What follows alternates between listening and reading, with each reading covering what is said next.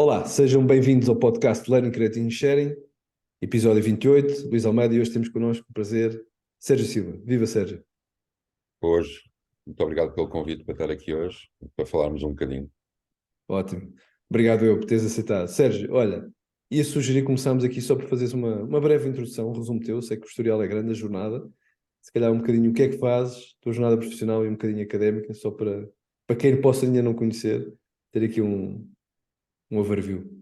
Força. Bom, a minha jornada, pronto, já começa a ser um bocadinho longa em termos de anos, de tempo, porque já são 20 e tal anos. Eu comecei como funcionário público, fui funcionário público mais de 2 décadas, sempre ligado à temática da segurança da informação, sei por vários organismos, por vários governos.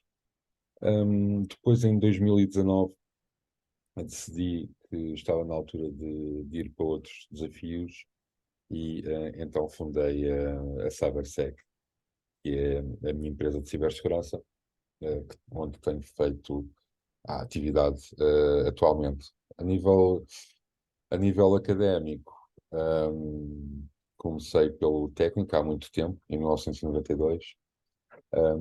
Depois passei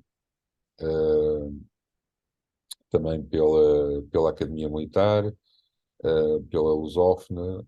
Neste momento estou como também investigador no CINAMIL da Academia Militar e sou doutorando na Lusófona.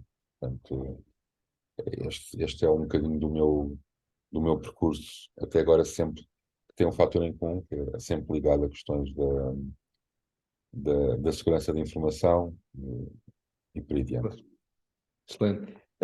Se calhar já tocaste aí, mas se calhar dá um bocadinho, já agora aproveitar o que é que a Cyber 3C faz no seu dia a dia e qual é o seu objetivo principal, o seu core de atividade. Bom, a CyberSec começou por ser um projeto de formação. Começámos com alguns cursos, tínhamos um espaço que não existia na altura em Portugal, e começámos com alguns cursos na área da, da cibersegurança ofensiva, portanto, mesmo prática. Aliás, nós não damos formação de slides, damos formação mesmo prática e mãos na massa. Depois, com isso, começámos a ter alguns pedidos de serviço, começámos a crescer com os pedidos de serviço, com o desenvolvimento de alguns produtos, e neste momento temos uma posição já confortável no mundo da cibersegurança nacional. Somos uma empresa 100% nacional, que se dedica 100% ao mercado nacional, e temos algumas particularidades, como, por exemplo, somos a única empresa de cibersegurança que tem um protocolo firmado com a Polícia de Segurança Pública no domínio da área da cibersegurança e combate ao cibercrime, e temos também vários protocolos com universidades, onde desenvolvemos investigação, onde somos responsáveis também por algumas formações, pós-graduações, etc. Portanto, costumamos dizer que começa a ser difícil encontrar um profissional de cibersegurança em Portugal que em algum ponto da sua carreira não tenha tido contacto com a CyberSec. Boa. Tu sabes a razão possivelmente porque é que tu seguiste essa área de segurança? Tens talvez algum motivo que te possa ter feito seguir essa Isto linha? começou muito cedo. Portanto, eu comecei a programar muito novo com os ZX Spectrum, e na altura havia um grande desafio, que era manipular os jogos para que conseguíssemos de alguma forma ter mais vidas extras, conseguimos ter um score mais elevado, etc. E essa manipulação, porque tínhamos que olhar para o código-fonte do jogo, ou tínhamos que manipular a memória do Spectrum para conseguir isso. Começou-me a despertar este pensamento de como é que as coisas funcionavam e como é que eu os poderia alterar. Então começou a crescer esse fascínio pelo mundo, na altura pelo hacking, Certo.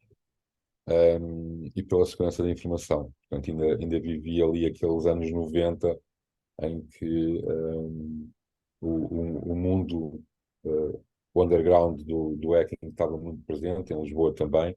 Uhum. Depois foi crescendo com outros computadores, como o Commodore Amiga, em que haviam grupos mesmo ali na zona da Moraria que se dedicavam, tínhamos noites dedicadas a estudar os programas, a tentar ultrapassá-los, etc. E depois, de um momento para o outro, estávamos ligados à internet com as BBS e afins, e o nosso mundo ainda abriu mais. Portanto, considero-me um privilegiado porque tive a oportunidade de assistir desde o início até ao ponto em que estamos hoje e de ter acompanhado as tecnologias que nos levaram até ao ponto em que estamos Uhum. hoje e de ter, no fundo, tentado comprometer essas tecnologias desde o início. Boa. Qual a tua opinião, ou seja, no final, na minha sensibilidade, da literacia a nível de Portugal e de se as pessoas cada vez achas que as pessoas estão mais bem informadas dos riscos e como é que se podem potencialmente proteger? Eu penso que cada vez há mais fontes de informação para que as pessoas estejam mais preparadas para estar no ciberespaço. Há mais campanhas, há mais isso tudo. Agora, as pessoas não estão bem viradas, não, acham que isto não lhes acontece, acham que é algo que não devem investir. Portanto, eu costumo sempre dizer isto, e às vezes torno-me repetitivo, mas isto é mesmo uma questão cultural, não é uma questão Uhum. de acesso, do que é que seja, uma questão que nós não nos sentimos hum, a necessidade de nos protegermos e de termos cuidado. Como cada vez temos mais tecnologia, cada vez temos mais carregados de tecnologia, cada um de nós já traz, se calhar, um smartwatch, traz um telemóvel, traz uns auriculares, traz mais um ou dois gadgets constantemente, Uhum. mas são poucas as pessoas que sabem quando é que devem desligar esses gadgets e como é que os devem proteger.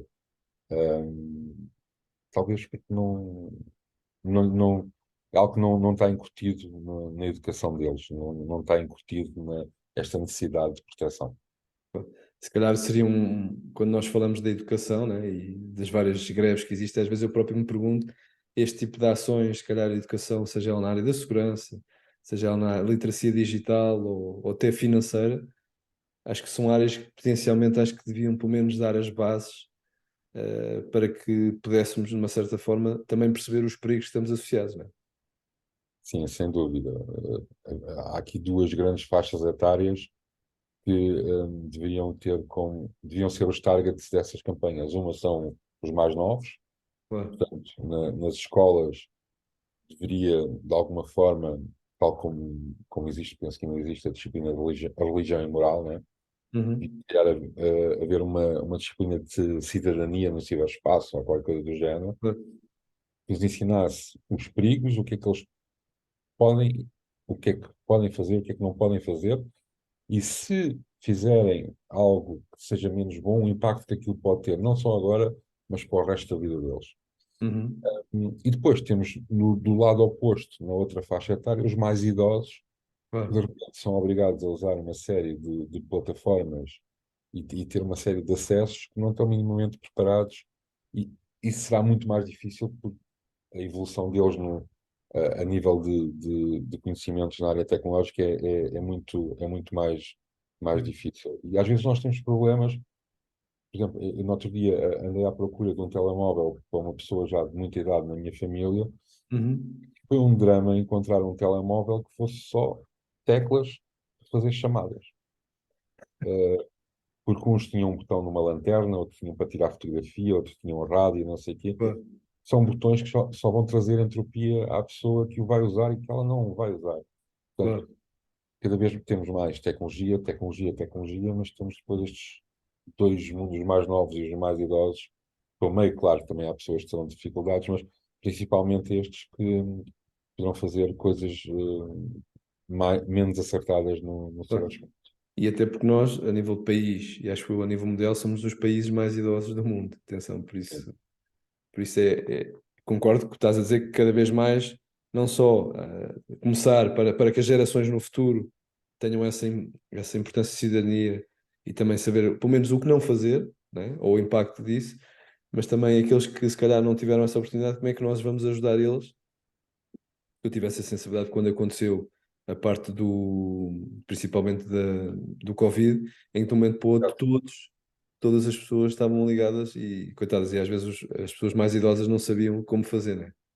Exatamente, É, exatamente. Portanto, tem essa questão. claro.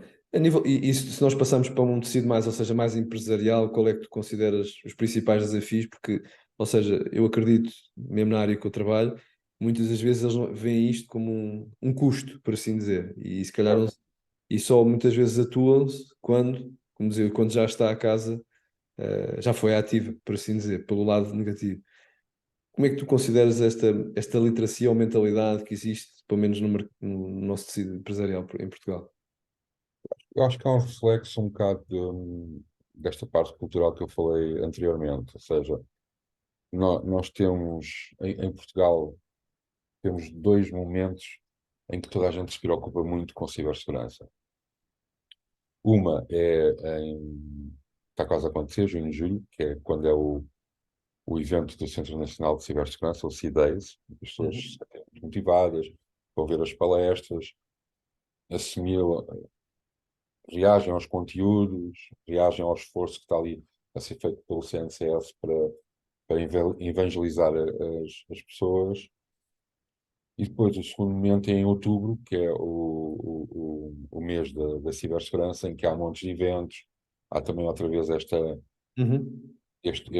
esta atração. Claro, Mas entre estes dois eventos, se tivéssemos um gráfico, o interesse vinha cá para baixo. claro. É. Portanto, tínhamos um alto aqui em junho, Cideiros, depois vinhamos cá para baixo, é as férias de verão também, ninguém quer Claro, saber de cibersegurança, e depois em outubro temos lá o pico, e depois do mês da cibersegurança vem o novembro, dezembro, estamos a pensar no Natal, na passagem de ano, mas já não queremos saber da cibersegurança, não é? Portanto, claro. temos estes dois momentos. Em geral, da minha experiência, os responsáveis das organizações não estão muito interessados em investir em cibersegurança, porque é Uhum. algo que eles não veem, é algo que muitas vezes os dificulta, as operações, porque lá vêm os chatos, e agora tenho que ter mais um fator de autenticação, agora não posso, não posso ter a password 1, 2, 3, 4, agora não posso fazer nada no computador, isto é uma chatice. Uhum. Portanto, hum, e desta forma, a cibersegurança vai sendo relegada para segundo plano, depois também não há dinheiro, nunca há orçamentos, não há dinheiro, portanto Claro. é complicado. Depois há aquele momento em que são atacados, e aí sim, aí agora fomos atacados, agora precisamos, estamos a correr atrás do prejuízo. Mas quando a situação é a resposta, bom, nós já fomos atacados uma vez, qual é a probabilidade de sermos atacados novamente, não é? Então, pronto, eu lembro-me de um caso que fui chamado a uma empresa que tinha acabado de ser atacada e tinha um ransomware com um Uhum. pedido de resgate para pagar. E quando lá cheguei, o administrador disse: Ah, sim, pois temos este problema, mas vocês resolvem isto num instante, não é? Porque nós já é a terceira vez que nos acontece, portanto, vocês de certeza que resolvem isto num instante. Portanto, a mentalidade era um pouco essa. Eu sinceramente não sei como é que vamos mudar isto. Até seria importante para empresas como a minha, porque se mudássemos Claro. isto, era mais negócio que nós teríamos, não é? Seria benéfico para todos, mas acho que é extremamente difícil porque mesmo quando nós vemos em organizações que têm um CISO, portanto É. tem alguém responsável pela cibersegurança dentro da organização, esse CISO ainda não se senta à mesa dos grandes. Pois, eu acho que, desculpa te interromper, o que eu sinto é às vezes, seja esse e outro tipo de funções, parece que o papel existe, mas não é suportado, que são duas coisas diferentes. Sim, sim, Uma, talvez por, não digo legislação, mas porque perante outras entidades parece mal não ter, é como eu dizer, olha, Sérgio, não tenho telemóvel, né? Eh, exato.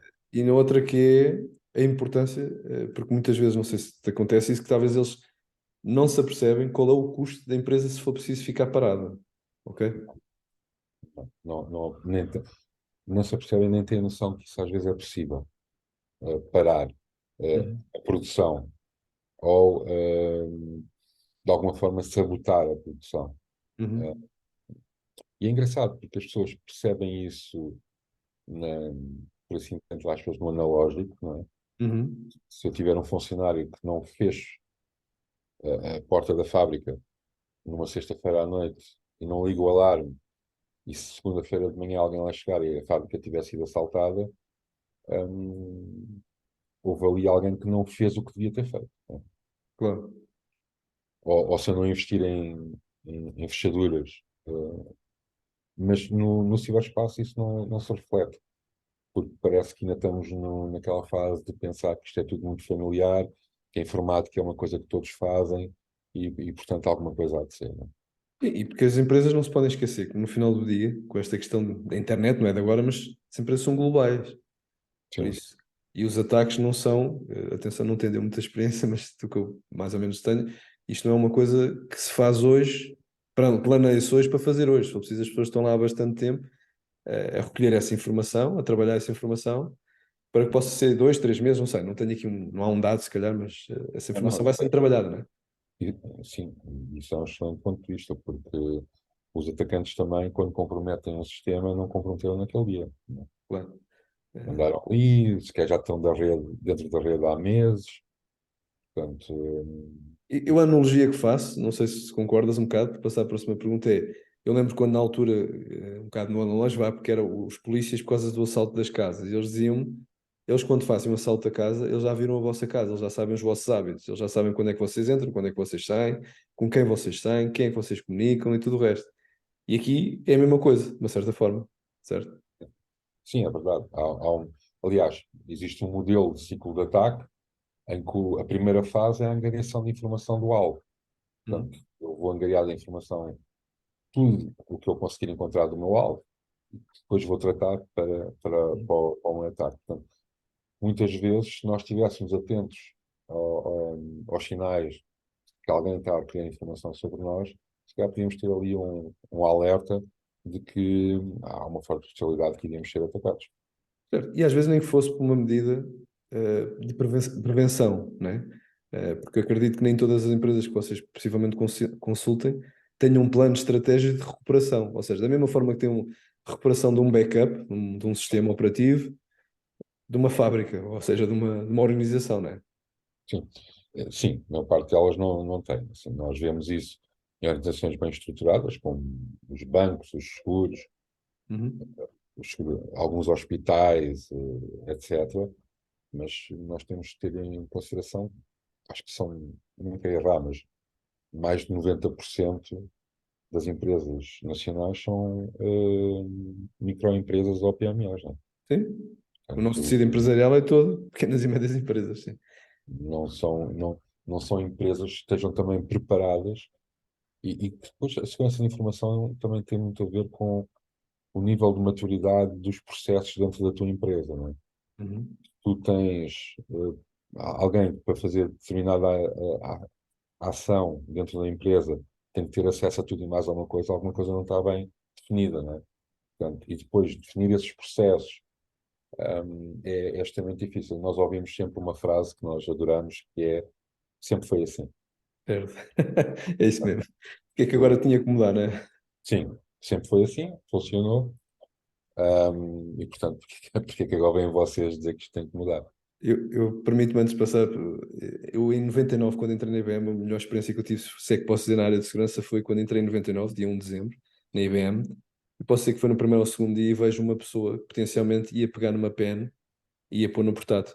E foi avisado automaticamente que se pusesse a pen no portátil, potencialmente iria ser, salvo seja, aumentada, mas Certo? no sentido negativo. E na altura eu fiquei, pronto, já era bastante jovem naquele, não percebi muito bem o que é que estava ali em causa, né? Era normal alguém pegar uma pen, trocar um fecheiro. Eu sempre, pois é que você traz essa pen de casa e simplesmente pode infectar a nossa rede, do cliente e outras coisas que a gente não sabe.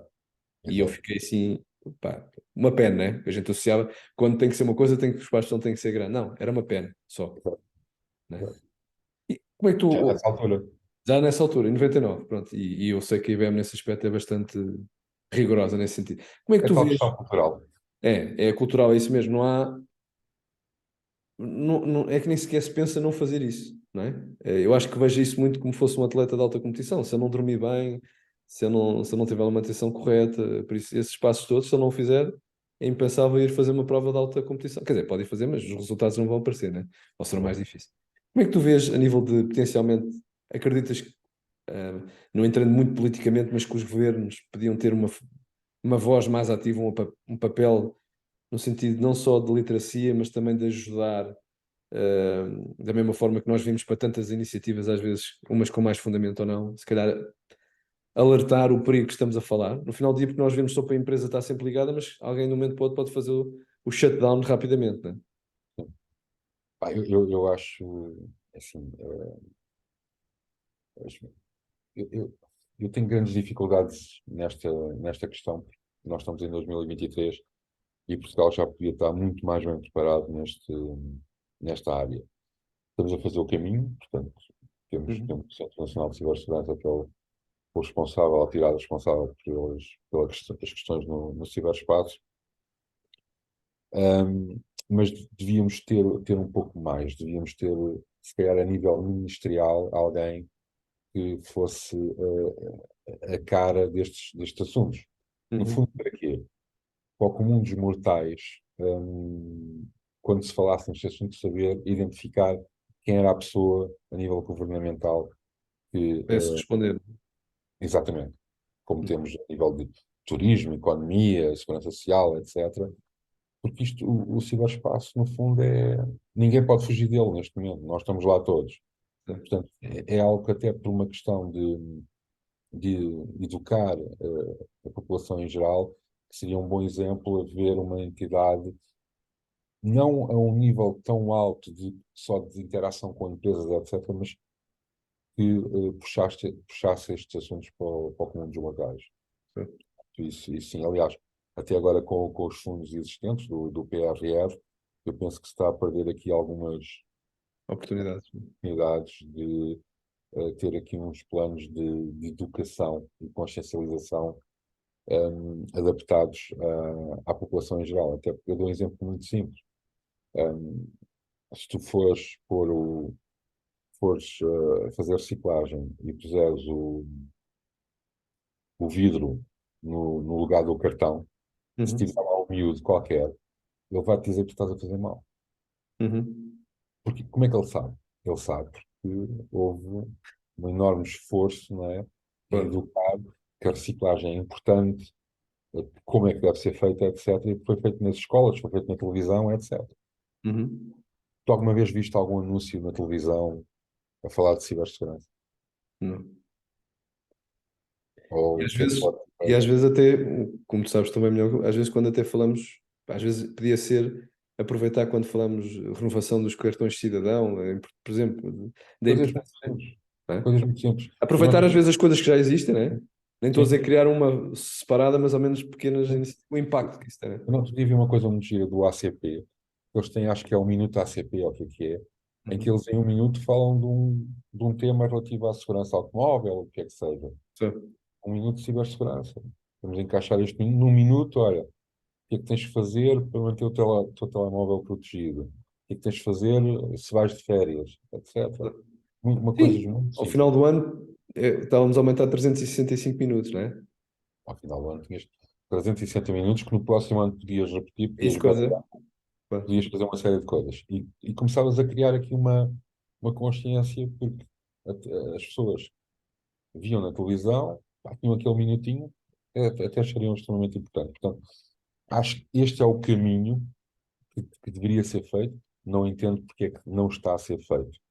Tá, mas isto é transversal a quase todos os partidos políticos. Se fores analisar os programas eleitorais e procurares por cibersegurança, é quase zero a referência. E é uma preocupação, às vezes era preferível até ser humilde e dizer, olha, não temos capacidade interna, mas vamos pedir ajuda. Que acho que isso acho acho que era o processo natural das coisas. Não tem que É, o- saber, é, né? é É, o processo natural.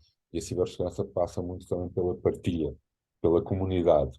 Tens uma não? comunidade forte de entreajuda. Hum, Portanto, agora está muito com a inteligência artificial, as redes que Claro. aprendem e partilham. É isso. Uma rede de pessoas. Sim, Porque porque eu não ainda há pouco tempo estava a dar um programa 60 minutos, que é um programa muito giro, que às vezes há um episódio, e estava a ver esta questão que existe da guerra da Ucrânia. Pá, e o nível que potencialmente parece que eu que já sou ligado à IT há mais de 20 anos, e eu estava a ver aquele programa, pá, e entre aspas havia coisas que ficava admirado, né? Não, sabia que podia acontecer, mas lá está, eu acho que as pessoas só tomam consciencialização quando acontece, né? E às É vezes verdade. é difícil reverter, porque tem danos que são difíceis, se calhar, às vezes não é só pôr online outra vez, né? Não é só pôr online outra vez. Tem que ser como é que, o que é que aconteceu, quando, como, etc. E se não fica lá vestígios, né? Que possa. Se tu és atacado por ransomware, foste atacado hoje, vais pôr o backup de ontem, possivelmente aquele backup já estava comprometido. Portanto, Yeah. se tu não analisares, tens ali um problema.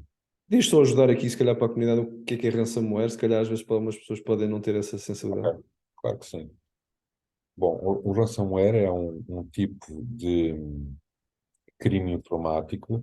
Uhum. Consiste em alguém entrar no nosso sistema, vê os ficheiros que nós temos e o que faz é cifra esses ficheiros todos. Portanto, tu não consegues aceder aos ficheiros Uhum. e pede dinheiro para te dar uma chave para tu abrir Claro. esses ficheiros novamente.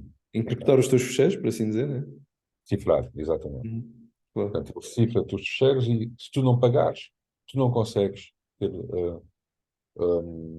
acesso aos. Portanto, tu tinhas ali as tuas fotografias da tua viagem do ano passado, né, nas férias Claro. grandes, não tens aquilo em mais lado nenhum e de repente alguém entrou no teu computador, cifrou aquilo tudo e agora diz: Olha, queres ver as tuas fotografias, tens de me pagar 1.000, 2.000, 3.000 euros. Ok? Como é que isto acontece? Isto acontece porque tu tens uma falha no teu sistema, tens o que nós chamamos uma vulnerabilidade. Uhum. E ao tu teres uma vulnerabilidade, permitiu que o criminoso entrasse no teu sistema, chegasse aos teus ficheiros e os alterasse, cifrando os ficheiros. Se não existisse a vulnerabilidade, eles não conseguiam fazer isso. Portanto, muitas vezes fala-se o ransomware, etc. Bom, o ransomware só acontece porque houve uma falha que foi explorada. Se Claro. não houvesse falha. Agora, qual é o problema? Não existem sistemas sem falhas. Claro. Ao não existirem sistemas sem falhas, temos de estar preparados para que um dia nos aconteça. Uhum. Portanto, temos de ter o tal plano que tu falavas há bocado, o plano de contingência, não é? Como é que vamos agir se isto nos acontecer e quando nos acontecer? Eu lembro-me na altura, posso partilhar isto, não tem mal nenhum, na IBM, que quando nós tínhamos o portal, tipo, mal tínhamos, mas às vezes quando havia outros tipos de informação, eles davam a outras entidades, que era uma checklist, e o computador, tu tinhas que aceitar aquela checklist, por exemplo, tem antivírus, tem uma firewall, tem uma VPN, tinhas que fazer sim, porque senão não fazias next. E aquilo era bastante chato, porque se nós sabemos, é como os cookies. Se nós não aceitarmos os cookies, o site será difícil visitarmos. E aí para nós é muito mais fácil, yes, e com o devido respeito, toca. Aquilo não avançava a instalação. Certo? E às Mas vezes então, mas era então só coisa uma é chata. informação, era só uma informação, às vezes de. Pá, e eu elogiei, só uns anos depois é que dei o devido valor àquilo. Eles às vezes punham aqui um texto de forma a ser intuitivo, as pessoas pelo menos lerem, 5 linhas, 6, para perceber o que é que estávamos a falar. Né? E se tu carregasses logo next, eles diziam, desculpinha, não teve tempo para ler isso. Mas é tal coisa, é chato. É, pois, e a pergunta uma vez um senhor perguntou, "Então, e qual é esse um dia que atacar, que vai ser chato ou vai ser... É o que era. Exato. Diz-me uma coisa, ou seja, com esta parte como já tocaste, nós estamos numa naipe da tecnologia, né? Que se calhar nós temos aqui, há vantagens e também há, vamos lá chamar, desafios, por assim dizer. Como é que tu vês este balanço que deve ser feito principalmente na área de segurança? Ou seja, como é que tu achas que a tecnologia pode ajudar ou não, potencialmente, pelo menos a prevenir? Ok? Olha, a tecnologia pode e vai ajudar imenso, especialmente a inteligência artificial, no Uhum. sentido de que quando estás a olhar para um sistema, tu tens não sei quantos eventos por segundo que é humanamente impossível olhar para aquilo. Portanto, Claro. se tiveres uma tecnologia que olhe para aquilo, que detecta anomalias e, se calhar num futuro muito próximo, até possa reagir, é uma vantagem extrema para a área da cibersegurança. Até porque, do outro lado, de quem ataca, está a ser desenvolvida tecnologia que também, com base em inteligência artificial, começa a fazer esses ataques. Portanto, temos esta tecnologia emergente de Certo. dos lados. No entanto, do meu ponto de vista, eu acho que teremos sempre de ter pessoas a fazer testes, a validar vulnerabilidades e encontrar caminhos, porque o pensamento humano é o que potencia muitas vezes o processo de hacking. Certo. É, ok, o sistema foi feito assim, a lógica é esta, mas e se eu for, em vez de em frente, for pela direita e depois der 2 passos para trás e Ah. virar para a esquerda? O que é que acontece? E é esta lógica que advém quase de algo emotivo, não é? Uhum. Que muitas vezes nos dá a chave para nós conseguirmos, por exemplo, encontrar uma falha num sistema. Ou seja, nós vamos ter tecnologia cada vez mais. hum, a tecnologia vai ter cada vez um espaço mais importante Uhum. na cibersegurança, mas os humanos serão fundamentais. Qual vai ser o grande shift? É, tu estás a olhar para uma série de eventos para tirar uma conclusão, fazer uma análise, possivelmente isso vai ser a máquina a fazer. Uhum. Mas aquele pensamento de ECA, a tal técnica que te vai fazer dar a volta ao sistema, por enquanto, ainda vai depender muito de nós. Certo, e eu também, todas as revoluções tecnológicas, no final do dia, criou-se mais empregos do que, entre aspas, se Certo? destruiu, por assim dizer.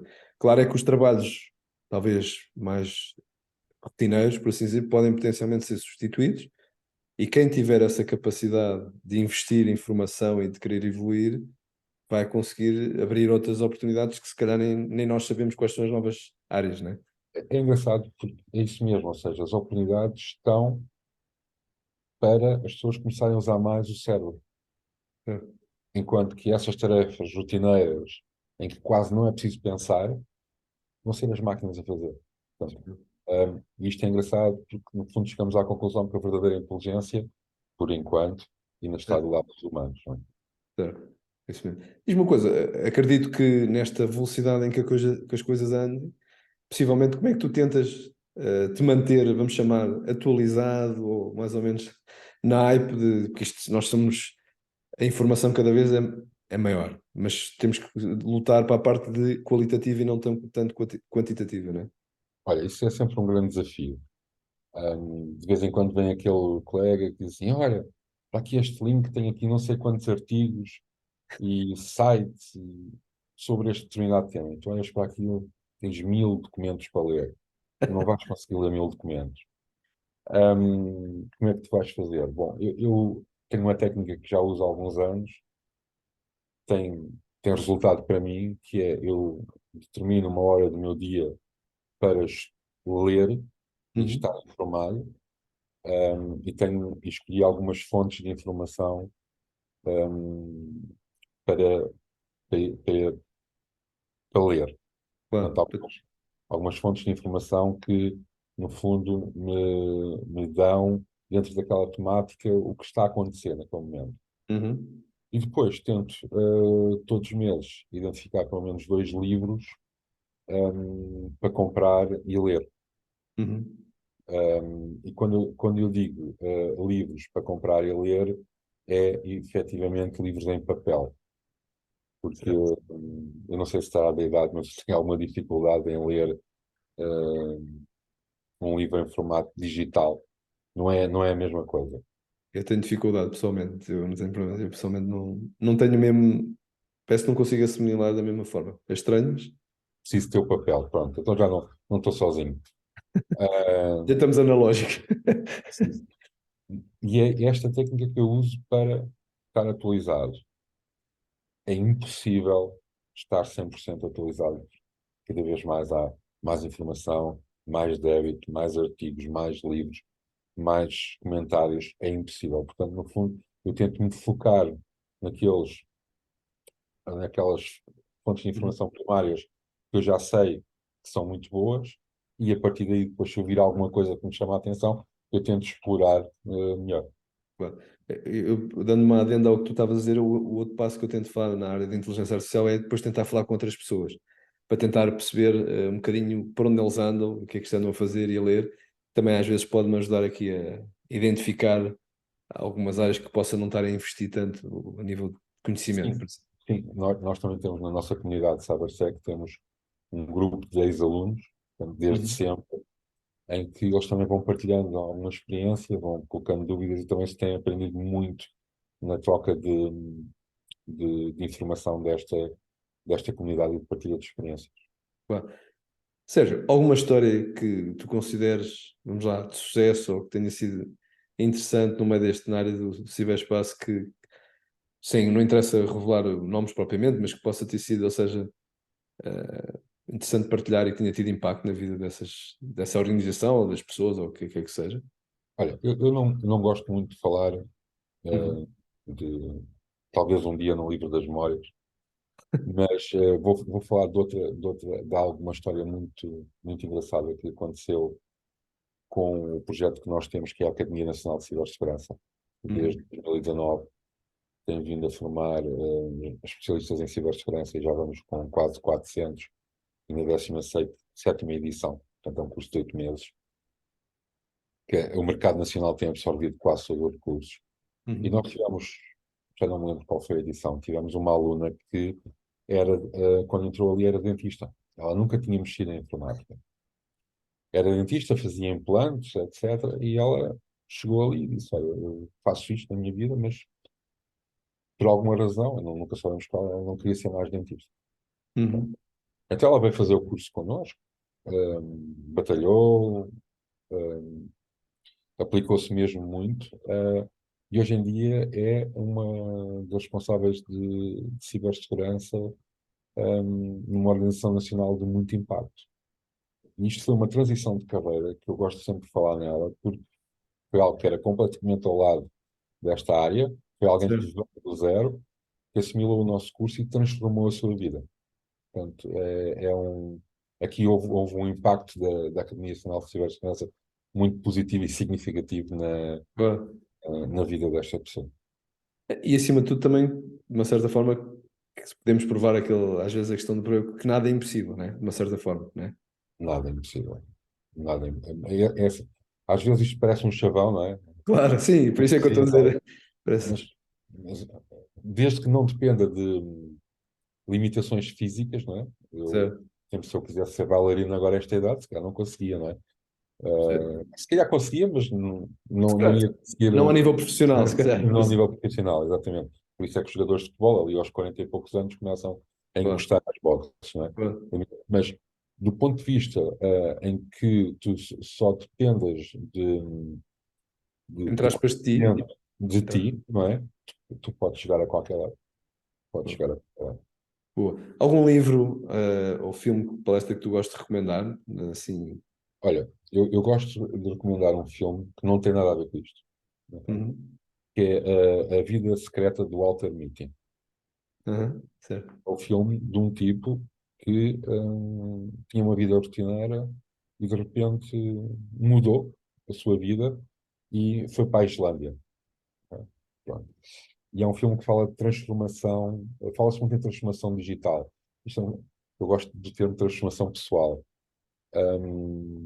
E no fundo faz-nos ver que às vezes nós estamos na nossa zona de conforto, estamos à beira do lago completamente sereno, hum, e temos medo de mandar a pedra para o lago. Uhum. E então vivemos uma vida calma e controlada, Certo. mas às vezes quando mandamos a pedra para o lago, a nossa vida transforma-se e fica muito melhor. E pensamos porque é que não o fizemos antes. Portanto, gosto sempre de sugerir este livro, porque ele fala, peço Sim. desculpa, Sim, sim. este filme, porque ele fala sobre esta transformação. E eu acho que, acima de tudo, é também este ponto que tu já referiste na parte da cibersegurança, que é também é cultural, porque nós, desde pequenos, não nos dão, vamos chamar, alguma liberdade em arriscar, em experimentar. E ficamos um bocadinho sempre receosos, e isso tem impacto, seja ele a nível, não é preciso ser sempre profissional, atenção, se calhar a nível pessoal, se calhar às vezes testar, validar e nem que seja dizer, olha, não gostei, efetivamente queria fazer e... Sim, é verdade. E neste caso, a tecnologia tem tido isso muito bom, que é, tem ajudado pessoas a fazer transição de carreiras, a mudarem as suas vidas na Uhum, área de cibersegurança, mas nós temos N exemplos, por exemplo, na área da programação, né? uhum, E, e, e, no fundo é sairmos da nossa zona de conforto, arriscar. Não certo. nos lamentarmos, mas arriscarmos. Boa. Sérgio, durante este processo acredito que tenha havido algumas coisas que tenham corrido menos bem, vamos lá. Como é que tu lidas ou tentas superar esses momentos? Olha, ao princípio eu lidava muito a mal, porque como estava a sair da minha zona de conforto, não é? Uhum. E tudo era, estão a ver, isto afinal Isso devia ter acontece. ficado, isto acontece, está tudo a correr mal, etc. Mas depois se tu fores constante, não é? Acontece algo engraçado, que é tu começas a reconhecer o fracasso como o teu catalisador do sucesso. Ou Uhum. seja, tu falhas, tu analisas porque é que falhas e tentas novamente. Uhum. E se calhar falhas outra vez, e falhas outra vez, mas aprendestes com esta falha, com a outra, e à quarta, quinta vez tens o teu sucesso. Portanto, hoje em dia o fracasso não me incomoda tanto. Uhum. Claro que me incomoda, mas não me incomoda Claro, tanto. certo. Mas incomoda-me mais eu ter uma ideia não a pôr em prática. Porque quando eu faço isso, há alguém noutra parte do mundo que a põe em prática. E às vezes é um sucesso tremendo e eu fico. Pô, pá, Eu, já tinha pensado naquilo. eu já sabia que aquilo podia ser feito, não é? Eu já sabia que aquilo. E agora há um tipo, não sei aonde, que fez o mesmo e conseguiu. Portanto, o fracasso acho, e a nossa sociedade também é um bocadinho castradora nesse sentido. Se tu falhas, não vales nada. É, até Não, associa sempre a negativo, não é? Quer sim, dizer, é negativo, não é? Mas sim, temos que perceber o contexto. Às vezes também, eu acho que às vezes nem se chega a perceber o contexto que as coisas aconteceram, não é? exatamente. Só não falha quem nunca tenta. Portanto, é mesmo isso. É, E se tu estás a falhar, estás a fazer alguma coisa. é. As pessoas esquecem-se desse pormenor. E eu gostei muito do que tu disseste. As pessoas falham porque estão a fazer. Certo? E às vezes há outros que estão a dar lições, vamos chamar de Sim. moral, mas Os nunca treinadores de fizeram bancada. nada. Os treinadores de bancada. É isso E é mesmo. engraçado, porque se tu tivesse uma ideia extraordinária agora e disseres a alguém, olha, eu tenho esta ideia, eu vou fazer isto. Opa, não te Isto é metas nisso. difícil. Isto é Isso, difícil. isso vai ser terrível. Isso. Eu Eu acho lembro-me, que há é uns anos, cultural também, não é? Acho eu que é um mas bocadinho. eu próprio já fiz isso. Olha, há uns anos veio um amigo meu ter uma ideia espetacular. Para ele dizia assim, pá, estou com uma ideia espetacular, vou montar lavandarias self-service. E eu, opa, em Portugal, não te metas nisso, não é? Não, não vai dar em nada. E agora as lavanderias self-service são Sim, um existe em sucesso, qualquer canto. um sucesso tremendo. Portanto, o que me leva aqui a outra questão, que é, devemos ouvir as outras pessoas, claro, mas devemos seguir o nosso instinto. E se falharmos, falhamos por nós, não falhamos pelas outras pessoas. Certo. Algum conselho que tu consideres que foi um dos melhores conselhos que te deram, que tu guardes na tua, como referência? Olha, tenho uma frase, não é muito antiga, eu ouvi há pouco tempo, e até ouvi num contexto engraçado, que foi, estava a fazer, não sei como, na televisão é o zapping, no rádio não sei como é que se chama, a É o, passar, o rapping, eu não deve ser sei. o rapping ou qualquer coisa do género. E está a fazer, e calhou na Rádio Renascença à hora certa. Uhum. Eles têm sempre, a Renascença, a hora certa, têm sempre, dão sempre um pensamento ou uma frase. É, sim. Às vezes até são daquelas coisas chatas que tipo, tenta logo ir para a frente. Bom, mas foi exatamente naquele momento. E naquele momento estava a dizer a frase, que é não existem caminhos errados porque todos vão dar a algum sítio. Pá, isto para mim faz todo o sentido, porque ainda vem do fracasso. Ou seja, Certo. mesmo que tu faças um caminho errado, não há problema. Isto vai-te dar a algum sítio. Ok? Uhum.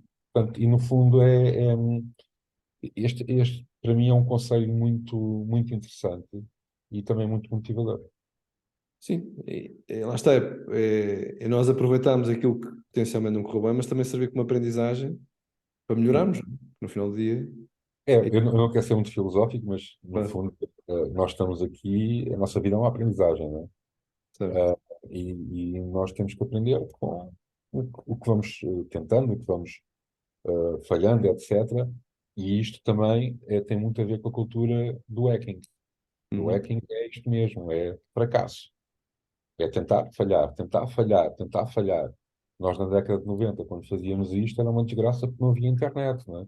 Não havia Claro. copy-paste, não havia chat GPT, não havia nada, não é? Portanto, falhávamos muito mais. Mas quando acertávamos aquela vez, era E o uma. sabor da vitória também, não é? Assim, Era, penso que era uma era, coisa. era muito grande. Porque é tal coisa que também vais falhando, vais tentando, vais falhando. Quando tu consegues finalmente, é muito recompensador para ti e é extremamente motivador. É. Última pergunta, e penso que é mais fácil. Podes partilhar algum dos teus hobbies que tu tenhas dentro da tua jornada aí, que acredito que não tenhas muito tempo, mas Olha, eu não tenho muito tempo, mas há uma coisa que eu faço todos os dias, pelo menos uma hora, que é ir ao ginásio levantar pesos. boa. Pronto, para mim funciona. É aquela hora em que eu não levo telemóvel, não levo relógio, e aquela hora para mim. É tua, é o teu momento. Sim, em que estou desligado, tenho ali um objetivo, e é hora para mim. Isso é muito importante, porque senão estou sempre a pensar no que é que tenho para fazer. Um, a nível de atividades, também não tenho muito tempo. Tenho algo que gosto de fazer, e é ajudar alguns estudantes que têm algumas dificuldades, vêm de sítios mais difíceis, a prosseguir os seus estudos, e a tentar encaminhá-los. Como eu também vim, cresci num bairro complicado, Uhum. e sei o que é vir ter essas raízes, não é? E hoje em dia a tecnologia também um, pode ser um fator muito importante em dar um rumo a esses jovens que às vezes estão um bocado Perdidos. perdidos, no sentido de que não sabem o que é que vão fazer, ou o que É, é que seria melhor para eles, ou o que é que. Ou pensam que não poderão ter acesso a determinadas universidades ou determinados cursos. Pronto, e tem corrido bem também. Pronto, é um bocadinho que eu dou para o projeto comunitário. acho que é uma excelente iniciativa, porque eu acho que por vezes eu diria que nem todas as pessoas têm as mesmas oportunidades, porque também não são orientados. Não Sim. porque os pais não queiram, ou tudo, às vezes não têm essa capacidade, não é? Porque há pouco tempo falava com um amigo meu e dizia, se eu soubesse que educar era tão difícil, né? E parece que é só. Exato, exato. E muitas vezes os horizontes também não estão abertos. Se as pessoas não conhecerem tudo o que há lá fora, as possibilidades, quer dizer, se tu hoje em dia pegares num destes jovens e tornares o caminho dele com que ele consiga ser um programador de excelência, ele tem a vida feita. Claro, é isso mesmo. Portanto, E nós ficamos felizes porque o sucesso dos outros, na minha opinião, e também acredito na tua, que é o sucesso dos outros também ficamos felizes porque tivemos um contributo, não é no sentido de queremos ser enrobalsados em nada, mas epá, podemos orientar uma pessoa e acho que isso é super gratificante na nossa bom, sociedade. eu fico feliz com o sucesso das pessoas que gosto, das outras. Vão vivendo. Exato. Também não sou assim Estou tão zen, otimista. tão zen. Não Exato. zero. Olha, Sérgio, chegamos ao fim. Obrigadíssimo mais uma vez pela tua Obrigado, disponibilidade. Luís. É aí com o teu background do Spectrum que vai prevalecer durante muitos anos Sim, sim. e, e vamos falando, Ok. ok? Obrigadíssimo, Luís. Um resto de boa tarde e mais uma vez obrigado pelo convite. Obrigado.